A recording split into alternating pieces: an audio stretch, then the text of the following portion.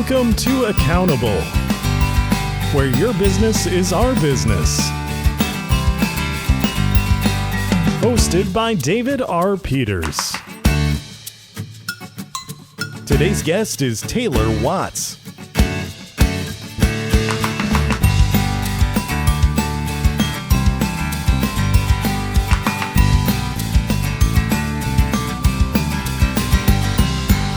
Hi, everyone. Welcome to Accountable, the podcast for CFOs by a CFO. My name is David Peters. One of the things that financial leaders are typically tasked with is the responsibility of having to pick out the employee benefits package, or at least having a significant hand in doing that. And one of the things that we see when we look at surveys about which employee benefits that people care about the most, it pretty typically is one of two. It's the retirement plan and the health insurance. Those are the ones that consistently turn up as the ones that really move the needle for people. If they care about benefits, if they care about the benefits package, those are the two that they care about. So naturally, we care a lot about those two benefits. And today we're going to talk about one of them. We're going to be talking about the retirement plan and all of the nuances that go into picking out a retirement plan, something that's appropriate. Our guest today is Taylor Watts. Taylor Watts is a financial advisor. He is also an investment analyst for Carroll Financial Associates in Charlotte, North Carolina. And so he really comes at this subject from a very technical aspect. He is someone who is very technically sound at putting together portfolios and things like that. But the thing that I love about Taylor is that he's very honest and straightforward about it. So he doesn't talk over your head. He tries to put together takes these very technical things like investing, which a lot of us are not investment experts. We don't necessarily come out of school knowing how to invest, and that's not really something that we learn on the CPA exam. So a lot of us feel a little bit out of our element when it comes to investments and kind of the technical side of investments. Taylor does a nice job, I think, of putting these things in very approachable terms, very easy to understand terms. And that's one of the things that I really like about him. And I think that that's going to show through in our conversation today. So today is all about retirement plans and how you go through and pick out a company retirement plan. I think Taylor offers a little bit more of a technical perspective, but a very approachable perspective for a CFO. So I hope that you enjoy my conversation today with Taylor Watts.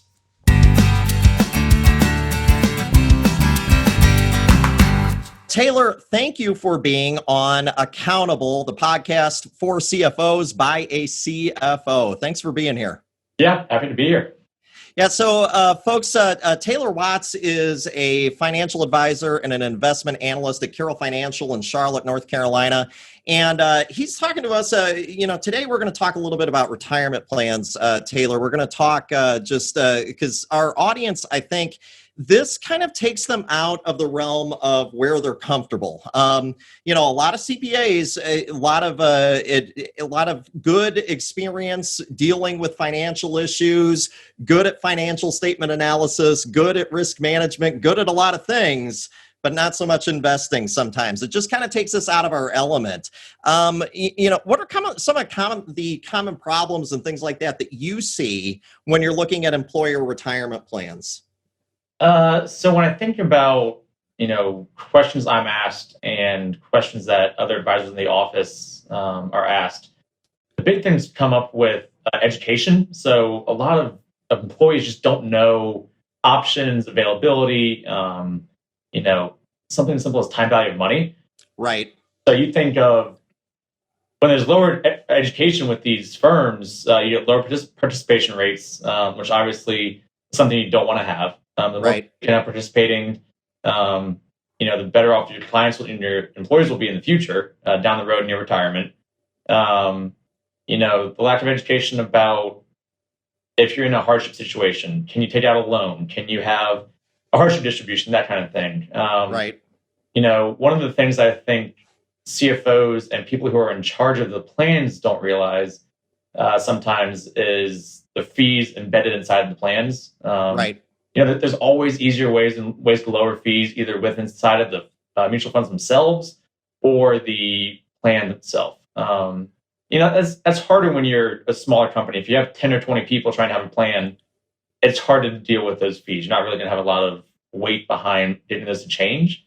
But if you're getting close to 100 people in a company, at that point, you could have a pretty big plan and have some pretty big sway over, hey, let's use a different fund class than what we're using now and save everybody 10 basis points per dollar or whatever it is. It might not be a lot when you say on air and that kind of stuff, but when you start having 10, 20, $30 million, 10 basis points makes a huge difference. Yeah, sure. I mean, you're right. I mean, so fee structure, that's probably not something that, we're necessarily sort of keenly aware of. You said the word education quite a bit there, and I think that that's interesting. What are maybe some of the ways that you see that companies are trying, at least to educate their employees about financial plans and retirement plans specifically? So the biggest thing I've seen, we worked with a 401k company that actually has us come in quarterly. They're a smaller company close to Charlotte, so it's a little bit easier to go quarterly. But just having an advisor available. Right. When I go in to talk to these employees, it's a little bit of, hey, what's the right fund to be in? What's the right amount to be saving? How do I sign up for a Roth version of the 401k?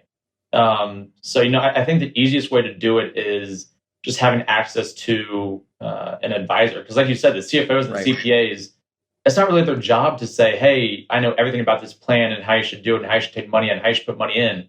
Their job is to run the company and run the books, not necessarily run each employee's individual plan. Right.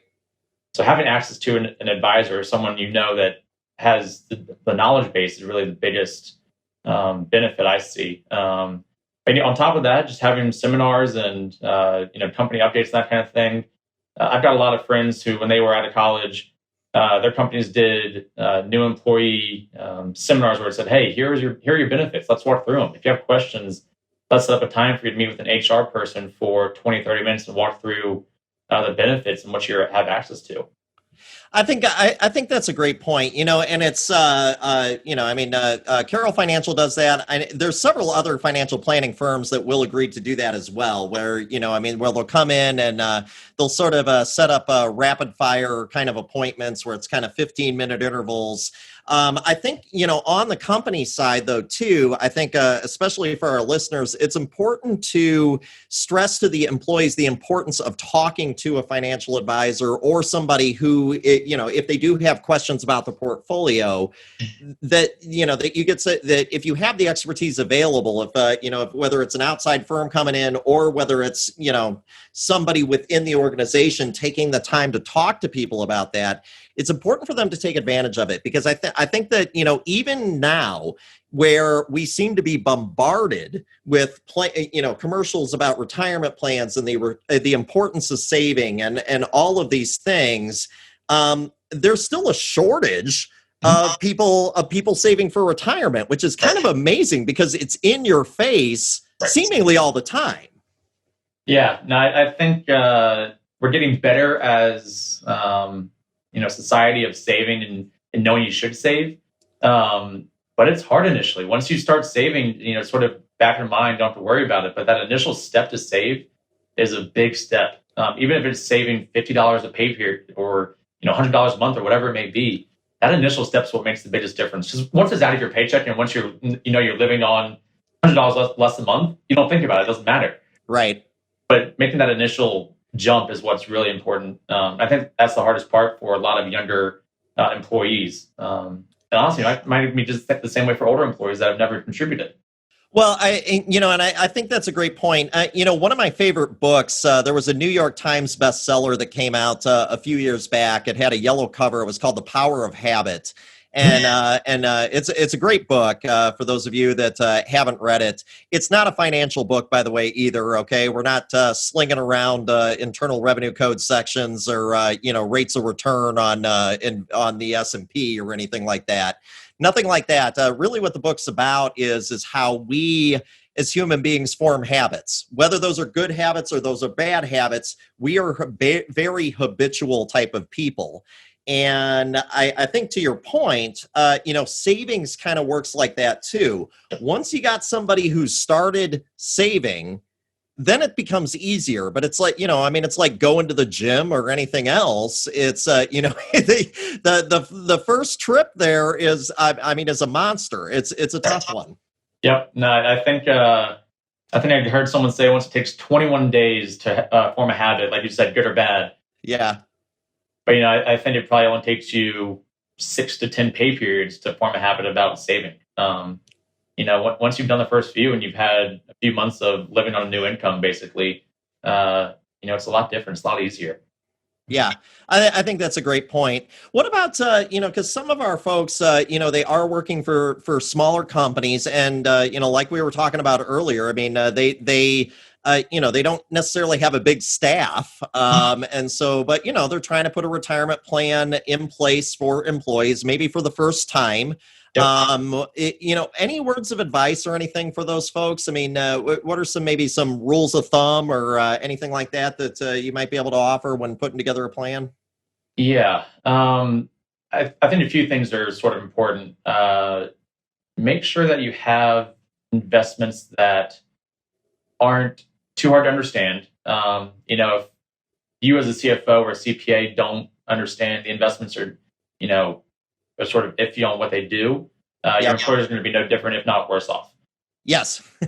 Yeah. The easier you can make it for employees to be a part of the plan and be a participant, the better.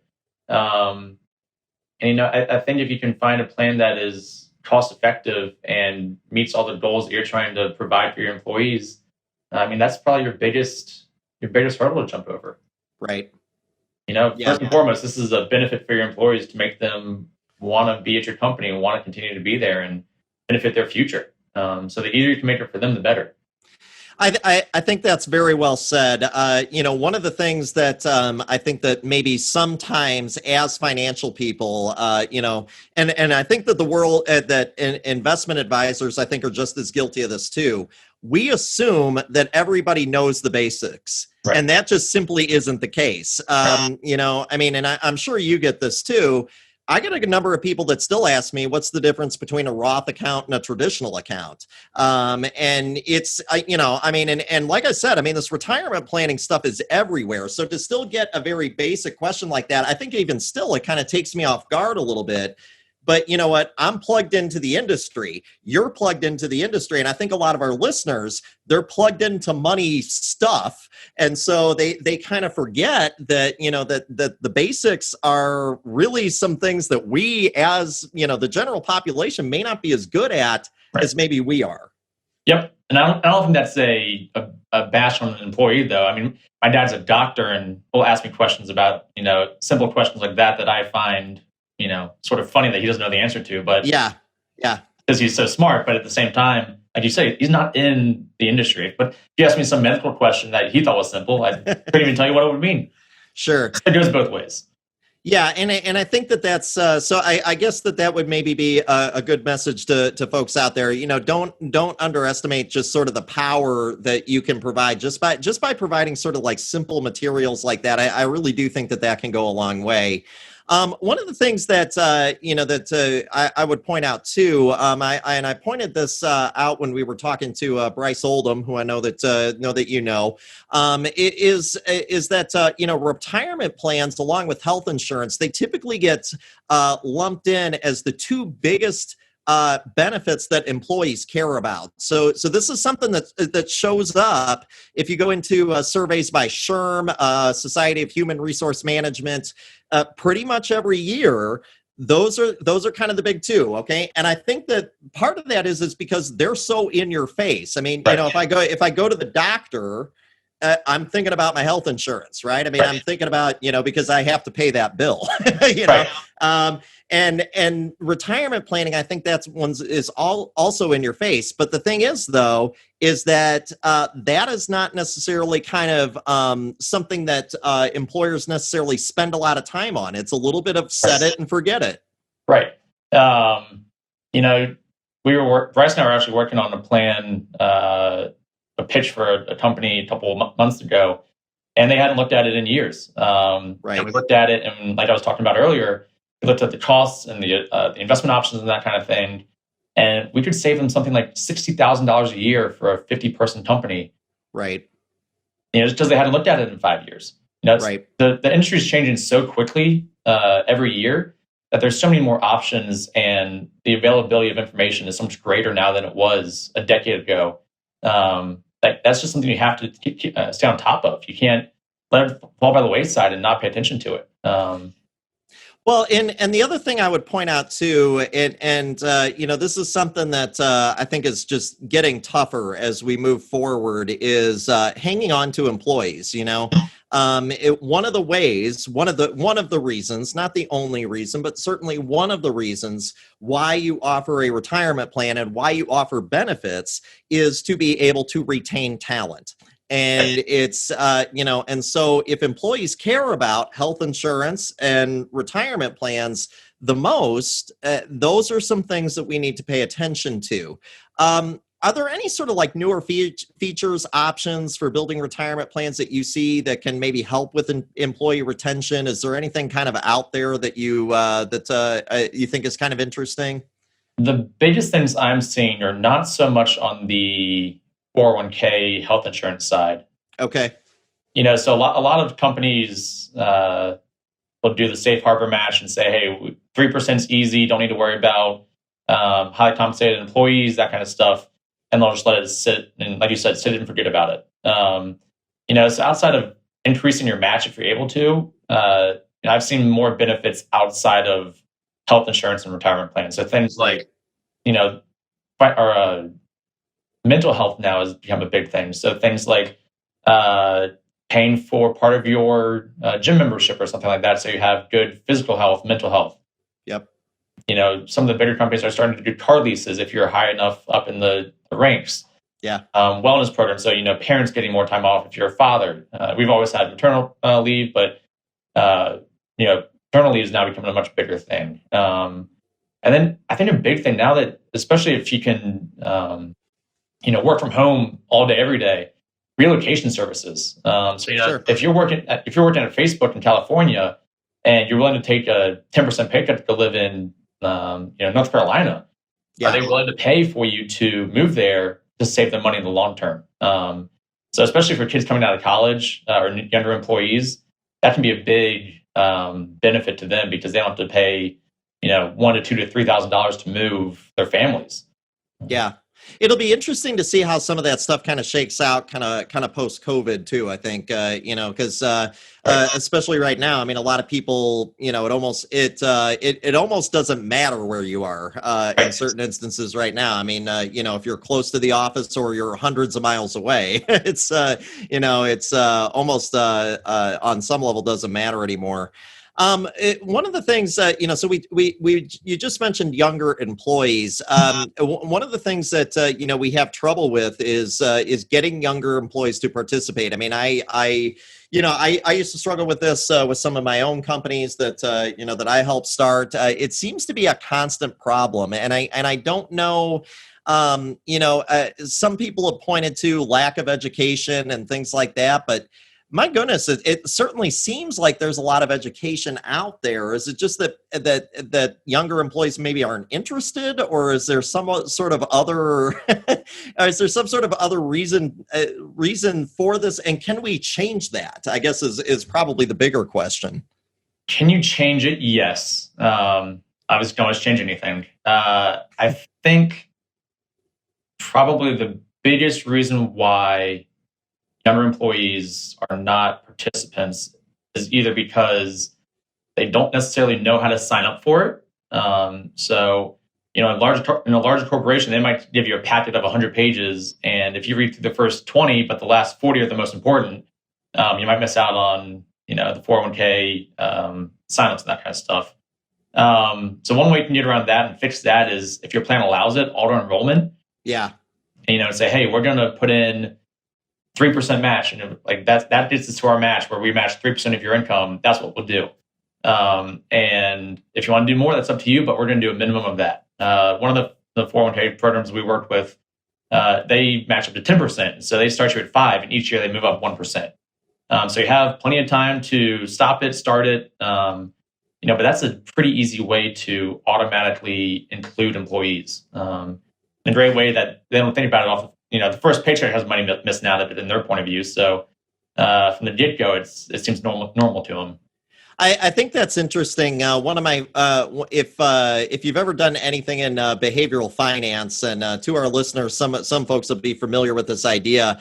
There's something called status quo bias. It's also sometimes referred to as inertia. Very, very interesting studies in this area. But basically, what it kind of comes down to is in a lot of those studies, especially when it comes to retirement savings, is that employees take the path of least resistance. So in other words, they really don't know what to do. So they're just going to do whatever is easiest. So if the plan auto enrolls, they're going to auto enroll. And they're not going to opt out. But if, however, the plan requires them to sign up, they're just not going to sign up. So it's sort of like the easiest way, the laziest way, is the way that they're going to go.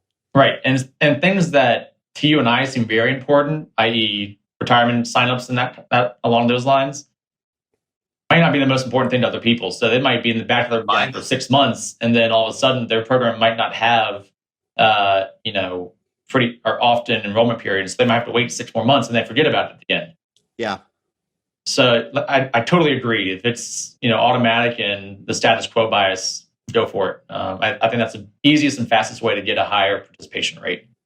I think what's also interesting too, from what you just said, is I trying to get those employees that they're not money people. I mean, they're not in positions within the company where that's where they have to be, they're just not. Their brain isn't just sort of wired that way. Trying to help them to get to a point where they're feeling good about being a part of the retirement plan, participating in the retirement plan, because it's just not their thing. And as a teacher, that hurts my heart to say that. Like, I mean, it really does, because kind of what I'm saying is I wonder if you could really teach them that stuff. I don't know. I don't know if you can or not. I'm not really sure.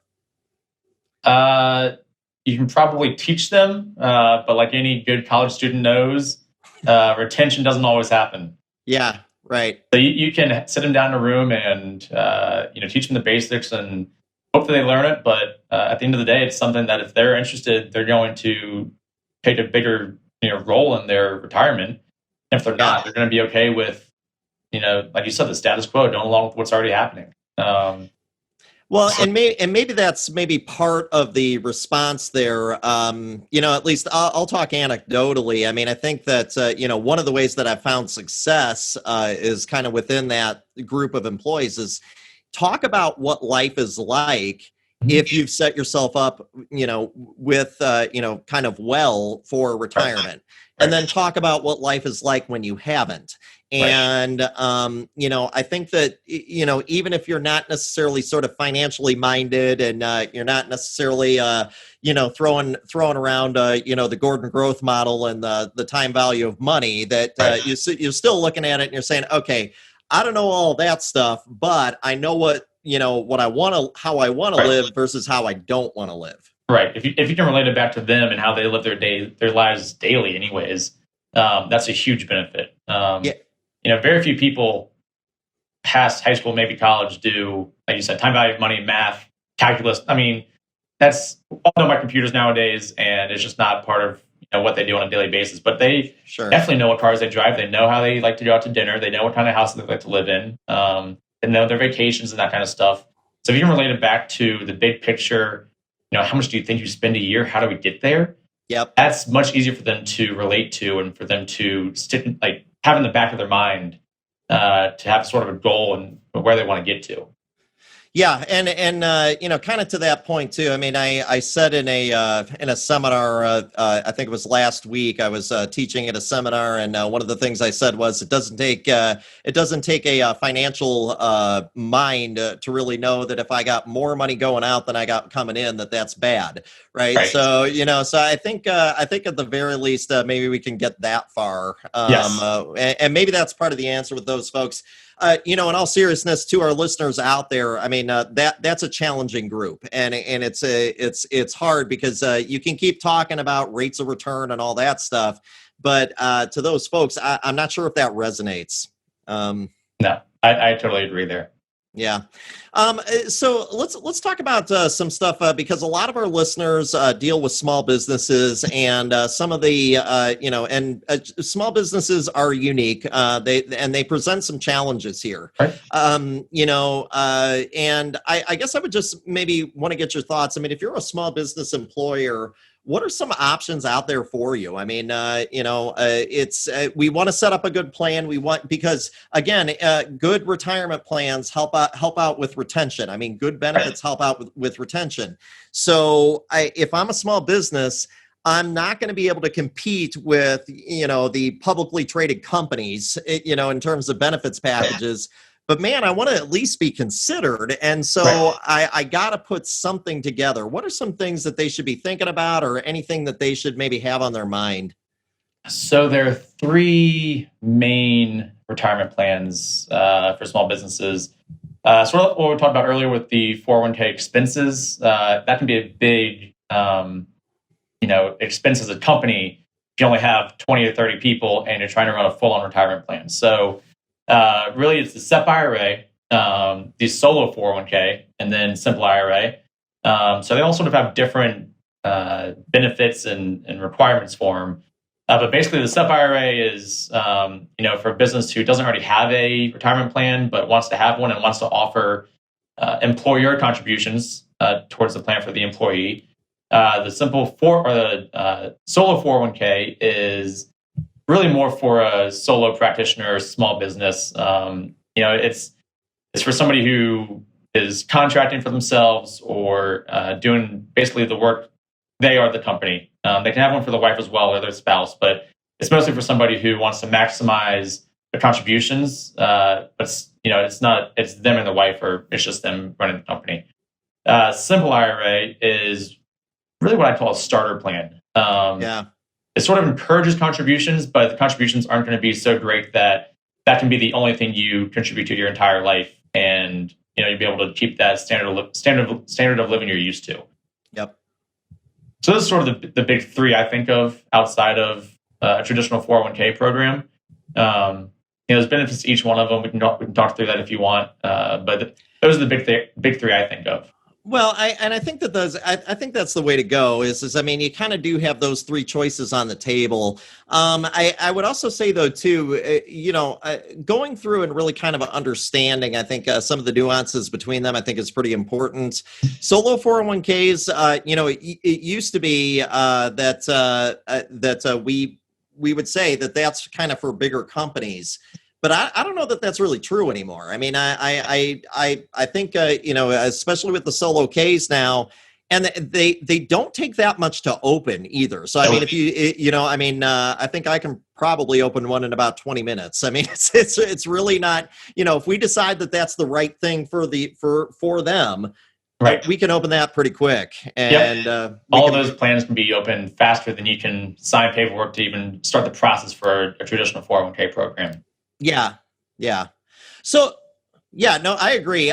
Now, when you're kind of trying to help a company get set up, what are kind of some of what you're trying to do? Is it just trying to get them so it's like a wide enough range of investments, or is there more to it than that? I mean, what's kind of is there kind of a process or a method or some rules of thumb maybe?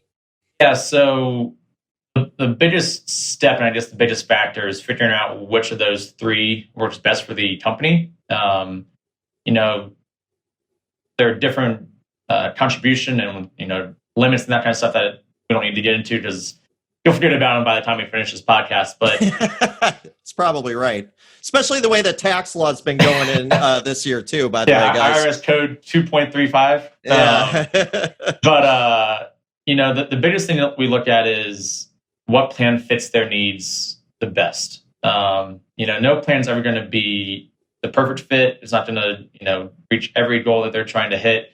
And it's important to realize that because it's whether or not it's one of these three or traditional 401k, it's not going to be able to reach everybody the same. There's going to be some differences for each, class of employee based on their income or how much they want to contribute to that kind of stuff, which is fine. But so once we get past finding what is the best fit for that company, it really comes down to if it's self-directed and they're allowing their advisor to direct the money, then it's okay. That's great. Hands are washed, and you let them. If their advisor is you figure it out and you put it in the investments you like. And if it's someone else is investing it, that's fine. And then if they're looking to have a plan where their employees have specific investments, you have to go and figure out what are the options with whatever provider you use, and then find a combination of options that sort of hits all four corners of the world. Right. You want to have your U.S. large cap. You want to have some international. You want to have bonds. You want to have your target date funds. Those are great funds for employees that don't really know what they're doing and just want something that's quick and easy. To do all the work for them. Yeah, and for those of our listeners who aren't real familiar with the target date fund, what exactly would you describe a target date fund to kind of somebody who really doesn't know what that is? So a target date fund is trying to estimate the date or the year you're going to retire. So, right. Say your year of retirement is 2060. Your 2060 target date fund is going to be, at this point, mostly stocks and a little bit of bonds. Right. And as that date is closer, it's going to automatically shift to a different allocation. And as you get closer to that 2060, it'll be more bonds and fewer stocks. So it's basically doing all of the money management for you inside of one vehicle. Right. And that's not to say that that's your retirement date. It's just that's sort of a umbrella way to say this is what your risk should be based on an estimated retirement date. So if you want to retire in 2070, but you want a little bit less risk, there's no issue saying I'm going to be a 2060. You could be a 2020 and retire in 2070.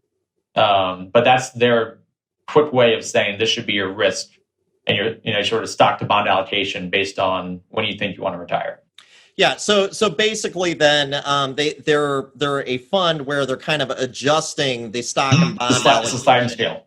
As you're getting closer to retirement. So it's that's kind of the idea behind it. And it can be that, that can be a very easy way to manage. Not for everybody, certainly, but can be a nice way to kind of do that. Let's talk about some of the reasons why you might set up a fund. Sometimes the reason why we put together a retirement plan, especially for a smaller company, ultimately is to get retirement funding to the owner. There's a lot of small businesses out there, and sometimes it's pretty common where the small business owner will dump every penny that they have into the small business itself, and then ultimately really not have any retirement funding. Right. And they'll start to get near retirement and they'll say, hey, I don't have anything here. And so sometimes that's the reasoning behind the fund. And if that's the case, we're going to want to, make it so that whatever plan that we choose is attentive to that goal. So that can sometimes be the reason why you choose a particular plan. I know when some of the startups that I work for, our talent pool tended to skew a little bit younger, tended to skew towards insurance and financial professionals. That's again, you tailor your plan to what your employee base looks like. Yep. Yeah. No, it's it's you definitely see a lot of small companies, 5 to 10 employees situation. The owner's been building the company for 20 years, put every penny back into it outside of his salary. All of a sudden he's 50 years old and, realizes, I can't do this for another 20 years. Right. And so a lot of the time it's, like you said, it's you're there to benefit the owner. You're also benefiting the employees, but in those super small business situation that, a lot of these plans are tailored for the highly compensated owner to really benefit. Yeah, no, and that's exactly right. And just to be clear here, guys, I mean, there's nothing wrong with that. Okay, so there's nothing wrong with putting together a plan that is geared towards the owner. If that's the big idea behind the plan, we can put together a plan that does that. Okay. Of course, you got to pay attention to, to testing and that kind of stuff, especially with your 401ks and those types of things, making sure that, we're not sort of, what I mean by that is the discrimination testing and things like that, making sure that we're paying attention to that. You got to pay attention to that stuff. But I am saying, though, that if that's the ultimate purpose of the plan, there's nothing wrong with tailoring that plan towards that. Yeah. Yeah, go ahead. You're not trying to leave the employees behind. You're just trying to help out the owner. And again, you're still, we still have to pay attention to, participation rules and that kind of stuff. No doubt about it. What do you think are some of the advantages to maybe having an advisor on the plan as opposed to just trying to do it yourself? I mean, especially, I think a lot of small businesses, this is kind of the argument. It's like, I can hire somebody or I can try to do it myself. If I try to do it myself, at least it's cheap. So I think there are twofold. One, so if you're a super small company, you probably don't have the expertise to jump into the financial world and sort of do it yourself. If you're running a mom and pop, grocery store or gas station or something, I wouldn't expect you to have that information or even access or really know where to start. Even if you're a CFO or a CPA or you're in the accounting suite of a larger company, the biggest benefit's the fact that it's our job. Right. Why add one more stone to the scale for you to have to worry about it day in and day out? That's what our job is, to worry for you and our clients. Right. So when things happen with the market or when things happen with the plan, wouldn't you rather have somebody else have to worry about it than yourself? And it's not your job to know everything about the plan and lead the plan and be in charge of it all. Sure, you have to know the basics and how it works, and you have to look at all the testing like you talked about earlier and that kind of stuff. But it's not your responsibility to go to an employee that you may or may not know and say, hey, this is what your plan should be. You should be invested in X, Y, and Z. It's not my expertise to do balance sheets and income statements. It shouldn't be your expertise to go tell them how to invest their retirement. Well, and I think that's really the major point here. I mean, it's the difference between being a specialist and a generalist, right? I mean, and one thing I will tell you, and I've said this in front of many seminars, and I think I've even said it on this podcast a few times, I've never met a CFO or a controller for that matter that has an abundance of time. I mean, I've most of the folks that I deal with that are in the accounting world, I mean, they're busy people. And so I think that, you're right. This would be one more thing on the list. And so that can really be the advantage to having an advisor and having an advisor come in, every so often. Got to find the right one, folks. Got to make it so that it's somebody that you trust and that, can work with you and that you're happy about. But there can definitely be some advantages there. Taylor, any last thoughts on just anything related to employer plans or anything that we've talked about, and just anything that you're up to, personally? What's anything like that? I think it's everything we've talked about today. Really try to hit on that education. Do it as often as you can, but not so often where people don't want to come. Make sure that people understand what their benefits are. Last thing you want is somebody to be working for you for 10 years and have not been participating the entire time. Right.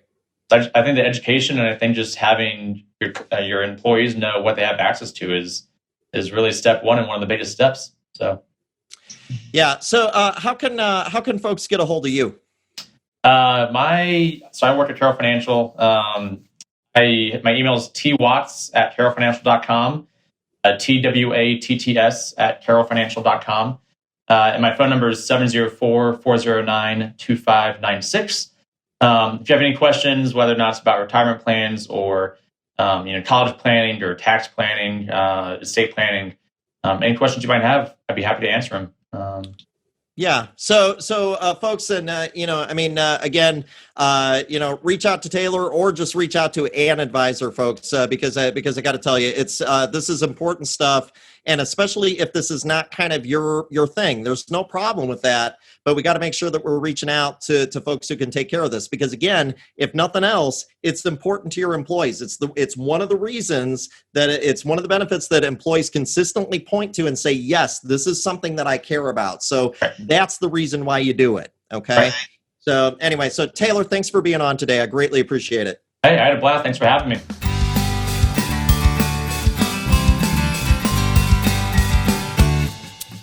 Thanks for listening to Accountable. Be sure to subscribe for more interviews and insights from today's business leaders. David Peters is a registered representative offering securities through Cetera Advisor Networks, LLC, member FINRA SIPC. Advisory services offered through Carroll Financial Associates, a registered investment advisor. Peters Tax Preparation, David Peters Financial, Carroll Financial, and Cetera Advisor Networks are not affiliated. He is located at 1657 West Broad Street, Unit 5, Richmond, Virginia, 23220, and can be reached at 804-332-1373. The views depicted in this material are for information purposes only and not necessarily those of Cetera. They should not be considered specific advice or recommendations for any individual.